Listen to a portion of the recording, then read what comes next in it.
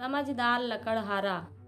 एक समय की बात है, एक छोटे से गांव में रामू नाम का एक गरीब लेकिन समझदार लकड़हारा रहता था। वह रोज सुबह जंगल जाता, पेड़ काटता और लकड़ियाँ बेचकर अपना गुजारा करता। रामू मेहनती तो था ही, साथ ही बहुत ही ईमानदार और बुद्धिमान भी था। रामू रोज की तरह जंगल में पेड़ काटता रहता था। तभी उसकी नज़र एक पुराने पेड़ पर पड़ी जो अंदर से खोखला था। उसने जब उस पेड़ को काटा तो अंदर से एक छोटी सी लोहे की संदूक निकली। रामू ने संदूक को खोला तो उसमें सोने के सिक्के थे। रामू सोच में पड़ गया, ये खजाना शायद किसी और का है। वह इसे लेकर सीधे गांव के प्रधान के पास गया और बोला, मुझे जंगल में पेड़ के अंदर से संदूक मिली है। मैं नहीं जानता इसका मालिक कौन है, लेकिन ये मेरी चीज़ नहीं है। प्रधान उसकी ईमानदारी देखकर बहुत प्रभावित हुआ। प्रधान ने पूरे गांव को बुलाकर रामू की ईमानदारी और समझदारी की तारीफ की। गांव वालों ने मिलकर फैसला किया कि रामू को ही वो खजाना इनाम में दे दिया जाए। रामू ने उस धन से एक छोटी सी लकड़ी की फैक्ट्री शुरू की, जहां गांव के दूसरे गरीब लोग भी काम करने लगे। रामू की लकड़ी की छोटी फैक्ट्री अब धीरे धीरे एक बड़ी कार्यशाला बन गई। वह न सिर्फ खुद कमाता बल्कि गांव के कई लोगों को काम भी देने लगा। अब गांव में बेरोजगारी कम हो गई थी और लोग खुशहाल हो गए थे। लेकिन रामू की तरक्की देखकर कुछ लोग जलने लगे। गांव का एक लकड़हारा भोला जो आलसी और लालची था, सोचने लगा, अगर रामू को जंगल में खजाना मिल सकता है तो मुझे क्यों नहीं। अगले दिन भोला भी जंगल गया और पुराने पेड़ खोजने लगा। बहुत कोशिश करने के बाद उसे भी एक खोखला पेड़ मिला, पर उसमें से एक भूत निकल आया।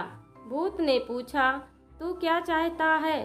भोला ने तुरंत कहा, मुझे ढेर सारा सोना चाहिए।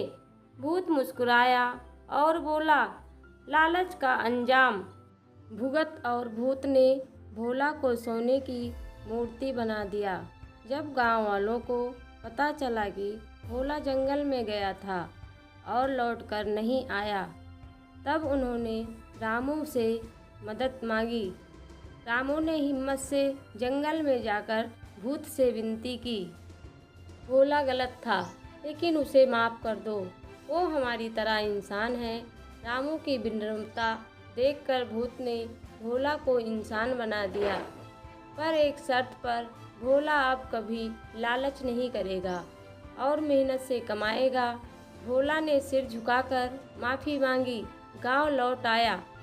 रामू की ईमानदारी और समझदारी की कहानी अब सिर्फ गांव में ही नहीं, आसपास के गांवों में भी फैल गई। लोग उसे आदर से रामू भैया कहकर बुलाने लगे और उसके पास आकर अपने जीवन की परेशानियां बांटने लगे। रामू ने सोचा, अगर मेरे पास ज्ञान और अनुभव है तो क्यों ना दूसरों की मदद करूं।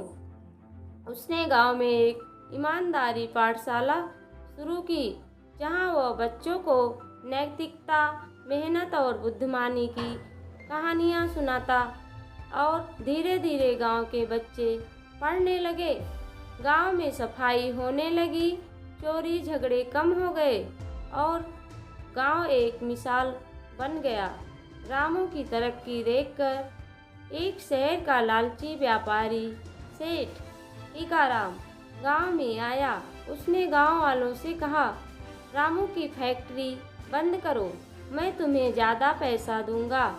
सेठ टीकाराम ने गांव वालों को फुसलाना शुरू कर दिया। कुछ लोग लालच में भी आ गए, लेकिन रामू ने डरने की बजाय एक पंचायत बुलाई। सेठ जी पैसे दे सकते हैं, लेकिन क्या वो आपकी बेटियों को पढ़ाएंगे? क्या वो गांव के बुजुर्गों की सेवा करेंगे? क्या वो बच्चों की सच्चाई सिखाएंगे? गांव वालों ने चुप हो गए और फिर एक बुजुर्ग ने खड़े होकर कहा, रामू हमारे गांव की आत्मा है, हम किसी सेठ के लालच में नहीं आएंगे। सेठ टीकाराम को शर्मिंदगी महसूस हुई और वह बिना कुछ कहे गांव छोड़कर चला गया। अब रामू और गांव वाले पहले से भी ज़्यादा एकजुट हो गए। रामू का गांव अब सतपुर के नाम से जाने जाना लगा। एक ऐसा गांव जहां ईमानदारी सम्मान है, समझदारी पहचान है और मेहनत ही भगवान है। गांव सतपुर में अब खुशहाली थी। रामू की ईमानदारी और मेहनत की मिसाल चारों ओर फैल चुकी थी, लेकिन इधर उधर शहर में सेठ टीकाराम को चैन नहीं आ रहा था। कैसे एक गरीब लकड़हारा मेरी इज्जत पर भारी पड़ गया।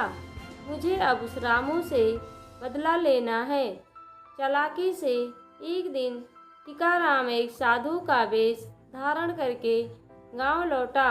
उसका चेहरा तो ढका था, लेकिन इरादे बहुत खतरनाक थे। उसने गांव के बाहर एक डेरा लगाया और कहना शुरू किया, जिसे अमीर बनना है मेरे पास आओ। एक गुप्त मंत्र है जो किस्मत पलट देगा। कुछ लालची लोग फिर बहकाने लगे। उन्होंने रामू को कहा, उस साधु बाबा के पास जाओ, वो चमत्कार कर रहे हैं। रामू को शक हुआ। वह रात को छुपकर डेरों में गया और देखा बाबा असल में सेठ टीकाराम ही था। वह गांव वालों की कमजोरियों का फायदा उठाकर सोना और पैसा बटोर रहा था।